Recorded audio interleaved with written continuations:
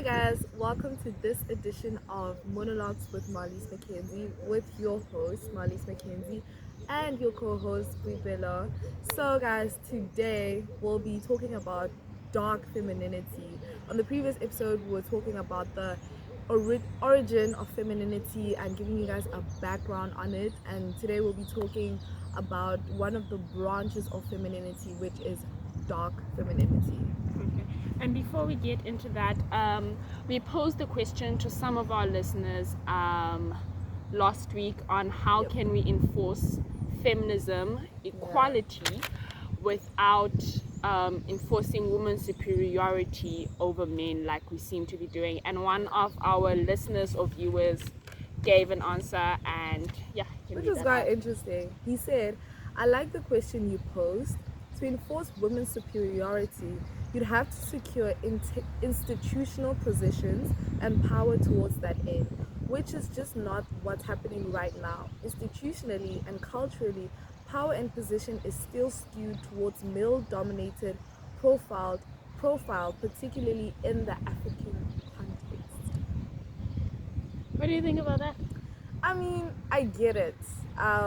Like he said, women's superiority. So for women to be dominant and for women to lead, there still needs to be stereotypes that have to be broken in the patriarchal society, right? But the thing is, we're not aiming and striving for women's superiority. We're aiming for equality. We're aiming for feminism, the right version of feminism. So yeah, that's my chat.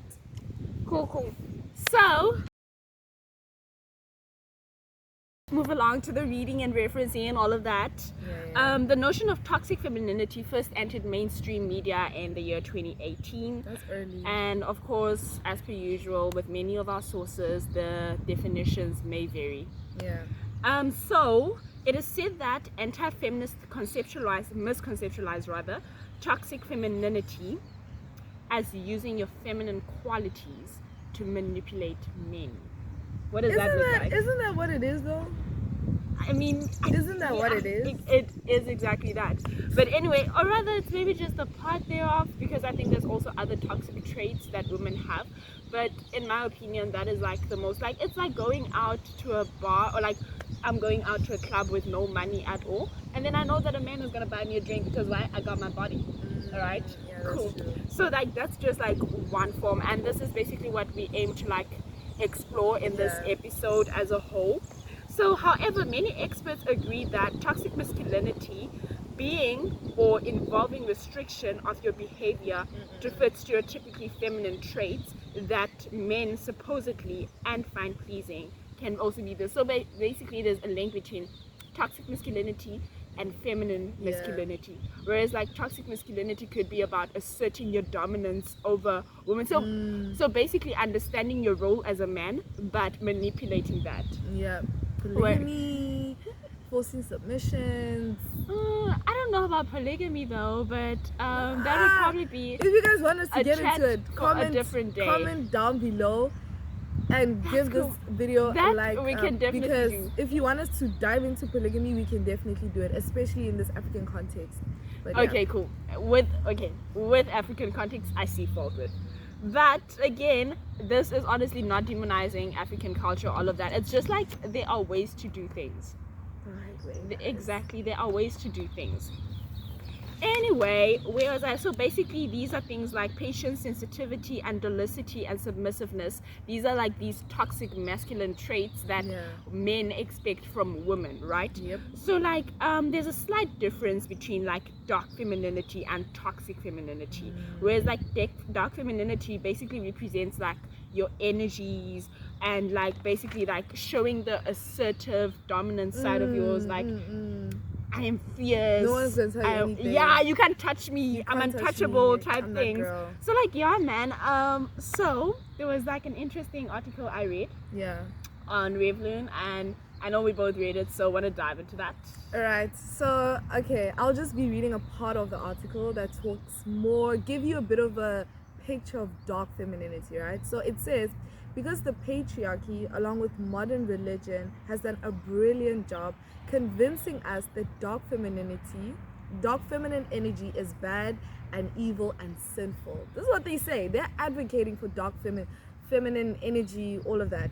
So it says female pleasure for pleasure's sake rather than procreation, sin, witchcraft, evil, speaking your truth, shut up, bleeding each month, disgusting, women being independent, sovereign beings, nope, not allowed, being single and choosing not to get married, there's something wrong with you. So I want to explain rather what this means. This means that they're saying that dark feminine, like how can I say this, the characteristics of a dark feminine woman is being shut down by current world. So for instance, dark feminine advocates for witchcraft, the world says that's evil, right? And alongside all these things that I've listed, which is quite alarming. Like, what are you guys saying? Are you guys saying witchcraft is good? Are you guys saying, women are sovereign beings, women are goddesses? Is that what they're actually saying? Essentially, yeah. So I'll be moving on as well to also be mentioning more about this as to so we both read that interesting article about dark femininity, and it spoke to the oppression of women, particularly the oppression of women who are sexually liberated and practice witchcraft. They speak about how the patriarchy has conditioned us to believe that dark feminine energy is bad and evil and sinful. This is as a result of how men are threatened by the female power and energy. So this is what dark femininity is about. It tells us that we as women should be sexually liberated. We are goddesses. Men can't tell us anything. We should do whatever we want to do, and how patriarchy has conditioned us to think a certain way, which sounds good, but it's quite alarming. It's very, very quite alarming. I have a very weird link. You see how they say men are like threatened by like women, of which like some men really are threatened by women. Like, yeah, that's also a topic for another way. Yeah. But it can also like goes back to race and how like the white man was basically threatened by the black men. There's like literally so many links to this. But anyway, we move. Yeah. So then obviously we've learned to reject the darkness, our moon cycle, witchcraft, and dark femininity, even though all these things existed in the matriarchal society, but gradually became overtaken by patriarchy as it fell. So like I said, dark femininity educates us or advocates that we should embrace our womanhood, we should embrace our moon cycle, witchcraft, that's just who we are. Like, patriarchy can't tell us anything. They've been trying to suppress this side of us, and this is what femininity has come to, right? There's light femininity, there's dark femininity, there's radical, all these things that are just happening, right? Do you know what I find really weird and sus is how like none of these people mention God, right? But on top of that, like they literally use these things created by him and they make it their own thing, and it's also just a matter of like how they reduce him to basically nothing, or they reduce him to items, basically like they reduce and replace him. Because now it's the thing of like, the problem with dark femininity is the thing of like, okay, God doesn't exist because I am God, right? And dark femininity advocates you need to embrace your sovereign being. You need to embrace the goddess that is within you. You can manifest it. You can do this. The universe will give it to you. It's yours, right? And the problem is there's no sense of accountability to it, right? And now the thing with dark femininity is that, yes, even though women are like now quote unquote were oppressed by patriarchal society, and now women can be themselves and embrace themselves, but it's more about me, and not necessarily caring about the other gender. And also that's also another topic for another day. I'm not saying men are perfect and all of that. We all know toxic masculinity and all of that stuff, but like you said, there's a difference between godly femininity and dark femininity, right? And the two are polar opposites, because the world tells you that you need to do this, you need to do you, independent girl, no one can tell you anything, whatever you want, it's yours. And God is like, no, that's more into godly femininity. And this goes back to the video that I told you that I was watching, and she did a stellar job like talking about godly femininity versus femininity right now and the issues with it, right?